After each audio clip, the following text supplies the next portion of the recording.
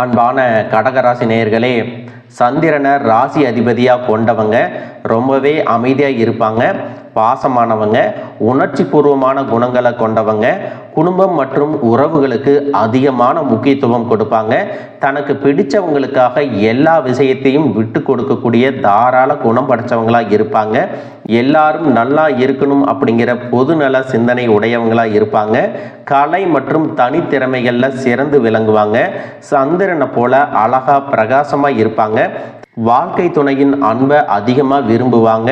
குழந்தை மாதிரி மனம் படைச்சவங்களா இருப்பாங்க.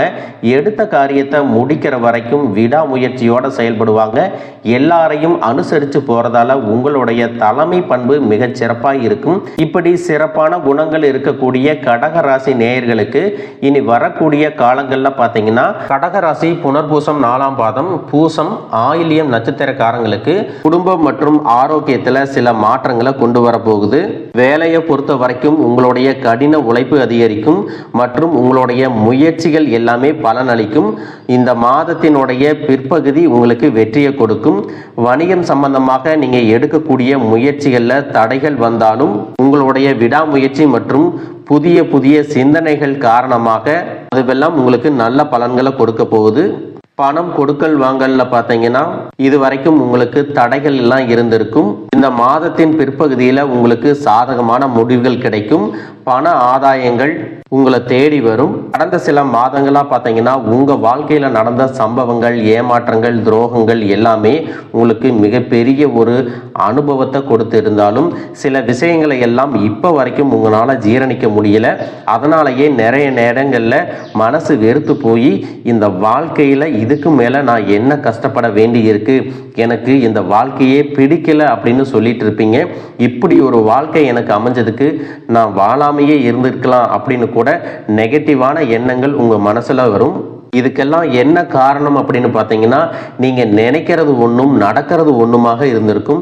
நீங்க செய்யக்கூடிய ஒவ்வொரு நல்ல விஷயத்தை கெடுக்கிறதுக்கும், உங்க முன்னேற்றத்தை தடுக்கிறதுக்கும், உங்களை அவமானப்படுத்துறதுக்கும் இங்க நிறைய நபர்கள் எல்லாம் முயற்சி பண்ணிட்டு இருக்காங்க. ஆனாலும் அவர்களுடைய சதிகளையும் சூழ்ச்சிகளை எல்லாம் தாண்டி இப்போ வரைக்கும் நீங்க ஓரளவுக்கு நல்லா இருக்கீங்க. அப்படின்னா உங்ககிட்ட இருக்கக்கூடிய நல்ல எண்ணங்களும் கடவுள் பக்தியும் இது வரைக்கும் நீங்க செஞ்ச நல்ல விஷயங்களும் தான் உங்களை காப்பாத்தி இருக்கு. இதுக்கு முன்னாடி நல்ல உறவுகளாகவும் நண்பர்களாகவும் இருந்தவங்களே உங்களுக்கு சில துரோகங்களை எல்லாம் செஞ்சு உங்க வாழ்க்கையை கெடுக்கணும் அப்படின்னு நினைக்கும் போது யார் நல்லவங்க யார் கெட்டவங்க அப்படின்னு தெரியாம எல்லாரையும் சந்தேகப்படுற மாதிரியான ஒரு சூழ்நிலை இருந்திருக்கும். உங்க வாழ்க்கையில நடந்த சில சம்பவங்களுக்கு அப்புறம்தான் சில நபர்கள் எந்த அளவுக்கு பொறாமையோடவும் வன்மத்தோடவும் இருந்திருக்கிறாங்க அப்படிங்கிறத ஓரளவுக்கு புரிஞ்சிருப்பீங்க. இது எல்லாமே தெரிஞ்சும் கூட நீங்க என்னமோ பண்ணுங்க, உங்க அளவுக்கு எனக்கு சூதுவாது தெரியல, இந்த மாதிரி தெரிஞ்சே மனசாட்சிக்கு விரோதமா தப்பு செய்யறவங்களுக்கு அந்த கடவுள் நிச்சயமா தண்டனையை கொடுப்பாரு அப்படின்னு கடவுள்கிட்ட உங்களுடைய வேண்டுதலை எல்லாம் வச்சுட்டு அமைதியா கடந்து போயிட்டு இருக்கீங்க. உங்க மனசுக்குள்ள எத்தனை ஆதங்கம் இருந்தாலும் இப்ப இருக்கக்கூடிய சூழ்நிலையில தான் உண்டு தான் வேலை உண்டு அப்படின்னு தான் நீங்க போயிட்டு இருக்கிறீங்க. மற்றவங்க மாதிரி இல்லாம கஷ்டத்தையும் கண்ணீரையும் மறைச்சிட்டு வெளியே சந்தோஷமா இருக்கிற மாதிரி நடிச்சிட்டு இருக்கிறீங்க. இந்த வாழ்க்கை உங்களை எப்படி புரட்டி போட்டாலும் முடக்கி வச்சாலும் நீங்க எப்பவும் போல சாதாரணமாவே இருக்கிறதால உங்களை சுத்தி இருக்கிறவங்க எல்லாருமே இவங்களுக்கு என்னப்பா ஓஹோன்னு ஜாலியான வாழ்க்கை வாழ்றாங்க அப்படின்னு சொல்லுவாங்க. ஆனா மனசுல நிம்மதி இல்லாம வயிறார சாப்பிட முடியாம நிம்மதியா தூங்க முடியாம எவ்வளவு கஷ்டப்படுறீங்க அப்படிங்கிறது உங்களுக்கு மட்டும்தான் தெரியும். இந்த மாதிரி உங்க வாழ்க்கையில திடீர்னு ஒரு பிரச்சனை அப்பப்போ வந்துட்டு தான் இருக்கு. அதையெல்லாம் எல்லா இடத்துலையும் நீங்க கடந்து வந்துட்டு தான் இருக்கீங்க. இந்த மாதிரி நீங்களா ஏதோ தடுமாறி எந்திரிச்சு நிக்கிறப்போ உங்களை குறை சொல்றதுக்குன்னே நிறைய பேர் தேடி வருவாங்க.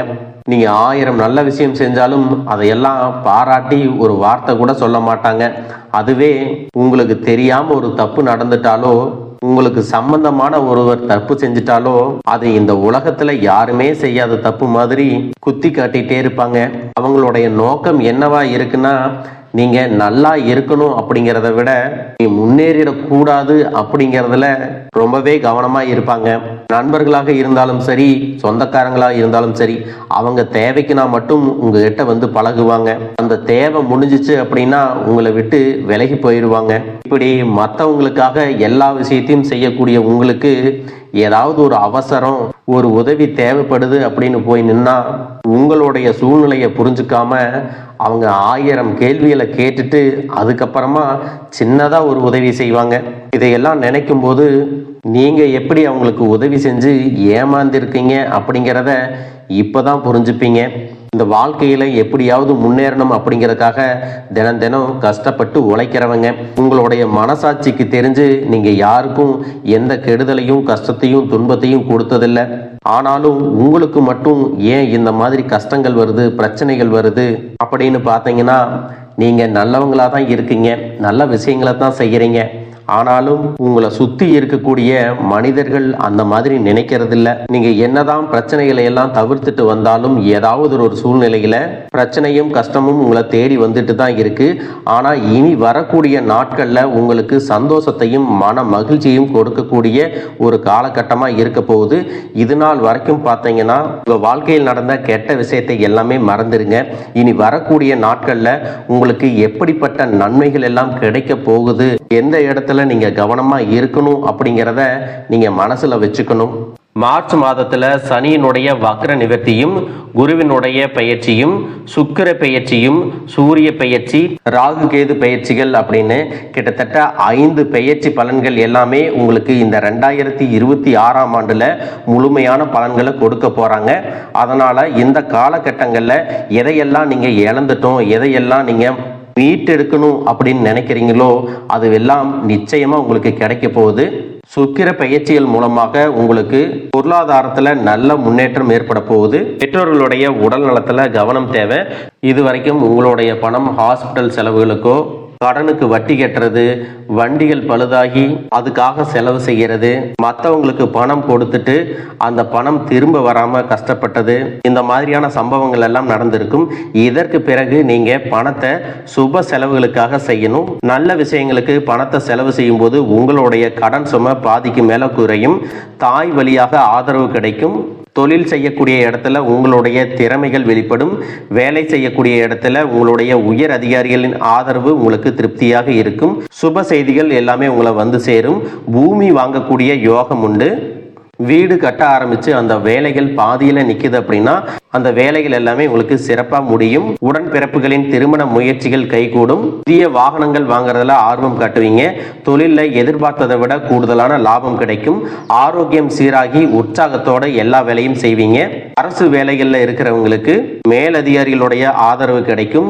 உங்களை விட்டு விலகி சென்ற சொந்தங்கள் எல்லாமே திரும்ப வந்து சேருவாங்க. சகோதர ஒற்றுமை வலுப்படும். நிழல் கிரகங்களான ராகு கேது பயிற்சியில பார்த்தீங்கன்னா உங்களுக்கு மறக்க முடியாத சில சம்பவங்கள் எல்லாமே உங்களுடைய வாழ்க்கையில் நடக்கும். இந்த காலத்துல குடும்பத்திலையும் தொழிலையும் நீங்க கூடுதலான கவனத்தை செலுத்தணும். உங்களுடைய கடின உழைப்பால லட்சியத்தை அடையணும் அப்படிங்கறதுக்காக ஒரு பிளான் போட்டு வச்சிருப்பீங்க. அதுவெல்லாம் உங்களுக்கு கையில கிடைக்கிற நேரத்துல சில தடைகள் வந்து சேரும். அதன் மூலமா பண தடைகள் உங்களுக்கு வரும். அதன் மூலமா உங்களுக்கு பணம் வருவது சில தாமதங்கள் ஏற்படும். வியாபாரத்துல போட்டிகளை எல்லாம் நீங்க சந்திக்க வேண்டியது இருக்கும். குடும்ப உறவுகள்ல நீண்ட காலமாக இருந்த திருமண தடைகள் எல்லாமே நீங்கும். கல்யாண பேச்சு கைகூடும். சின்ன வயசுலேயே கணவன் மனைவி பிரிஞ்சிருக்காங்க அப்படின்னா விவாகரத்து பெற்றதுக்கு அப்புறம் அவங்களுக்கு 2வது திருமணம் கைகூடக்கூடிய வாய்ப்புகளும் இருக்கு. உறவினர்களோடு இருந்த மனக்கசப்புகள் எல்லாமே மாறும். ஆரோக்கிய தொல்லை உங்களுக்கு அதிகரிக்கும். அரசு வழியில சில சிக்கல்கள் உருவாகும். தன்னம்பிக்கையும் தெய்வ நம்பிக்கையும் அதிகமாக தேவைப்படும். இந்த காலகட்டத்தில் ஆரம்பத்தில் உங்களுடைய வளர்ச்சிக்கு காரணமாக இருந்தவர்களே உங்களுடைய வளர்ச்சியை பார்த்து பொறாமப்பட்டு எதிரிகளாக மாறக்கூடிய சூழ்நிலையும் இருக்கும். இப்படி இன்பமும் துன்பமும் கலந்து வரக்கூடிய உங்களுடைய வாழ்க்கையில உங்களுக்கு நல்ல பலன்கள் கிடைக்கணும் அப்படின்னா வடக்கு நோக்கி இருக்கக்கூடிய அம்பிகையை நீங்க வழிபடலாம். செவ்வாய்க்கிழமைகள்ல துர்க்கை அம்மனை வழிபட்டா நீங்க செய்யக்கூடிய காரியங்கள்ல வெற்றி கிடைக்கும். குடும்ப தலைவர்களுக்கு குடும்ப உறுப்பினர்களாலேயே சில தவறான புரிதல் மற்றும் அளவுக்கு அதிகமான சிந்தனையால மன அழுத்தம் அதிகமாகி உடல் ஆரோக்கியம் பாதிக்கப்படும். உடல் பருமன் அதிகமாகக்கூடிய சூழ்நிலை இருக்கு. சின்ன சின்ன விஷயத்துக்கெல்லாம் கோவப்படுவதை தவிர்த்துக்கணும். இந்த மன அழுத்தத்தை குறைக்கிறதுக்கு ஆன்மீக வழிபாடு அவசியம். தியானம் செய்யறது, யோகா பண்றது, தன்னுடைய உடல் நலம் எவ்வளவு அவசியம் அப்படிங்கிறத சுயமா புரிஞ்சுக்கிறதன் மூலமாக இந்த பிரச்சனைகளை எல்லாம் தவிர்க்கலாம். நீங்க கணவனாக இருந்தாலும் சரி, மனைவியாக இருந்தாலும் சரி, உங்களுடைய வாழ்க்கை துணை மேல அதிகமா அன்பு காட்டுங்க. அவங்க எந்த விஷயத்தை செஞ்சாலும் அதுல இருக்கக்கூடிய நல்ல விஷயத்தை சொல்லி பாராட்டுங்க. சில நேரத்தில் உங்களுக்காகவே அவங்க மெனக்கெட்டு ஏதாவது ஒரு விஷயத்தை செய்வாங்க. அந்த விஷயத்தை நீங்கள் பாராட்டும் பொழுது அன்பு அதிகரிக்கும். அன்பு அதிகரிச்சுன்னா சின்ன சின்ன குறைகள் கூட உங்கள் 2 பேருக்குமே தெரியாது. குழந்தைகளுக்காகவும் குடும்பத்திற்காகவும் அதிக முக்கியத்துவம் கொடுத்து நேரத்தை செலவிடுங்க. கணவன் மனைவிக்கிடையே அந்யோன்யம் அதிகரிக்கும். குடும்பத்தில் ஒற்றுமையும் சந்தோஷமும் நீண்ட நாளுக்கு தொடர்ந்து வரும். தொழிலை பொறுத்த வரைக்கும் நீங்கள் செய்யக்கூடியது சின்ன தொழிலாக இருந்தாலும் சரி, பெரிய தொழிலாக இருந்தாலும் சரி, எதிர்பார்த்த அளவுக்கு லாபம் கிடைக்காம ஒரு மந்தமான சூழ்நிலை இருந்திருக்கும். இதற்கு பிறகு நல்ல நல்ல வாடிக்கையாளர்கள் கிடைப்பாங்க, உண்மையான வேலையாட்கள் கிடைப்பாங்க. நீங்கள் எதிர்பார்த்த மாதிரி நல்ல லாபம் கிடைக்கும். புதிய கிளைகளை எல்லாமே தொடங்குவீங்க. வங்கிகளிடமிருந்து உங்களுக்கு நிதி உதவி கிடைக்கும். பணப்புழக்கம் அதிகரிக்கும். வாடகை இடத்துல இருக்கிறவங்க புதிய இடங்களை வாங்குவீங்க. சிலருக்கு பார்த்தீங்கன்னா வேலை செய்யக்கூடிய இடத்துல வேலை செய்யறவங்களோட சின்ன சின்ன பிரச்சனைகள் வரும். செய்யாத தவறுகளுக்கு பழி ஏத்திக்கிற மாதிரி இருக்கும். தெரிஞ்ச சிலர் அவங்களுடைய உழைப்பை திருடுவாங்க. உங்களுடைய திறமைகளுக்கும் உண்மையான உழைப்புக்கும் மதிப்பு கொடுக்க மாட்டாங்க. இதனாலேயே இந்த வேலையில தொடரலாமா இல்லை வேற வேலைக்கு போகலாமா அப்படின்னு 2 விதமான மனநிலை இருந்துட்டு இருக்கும்.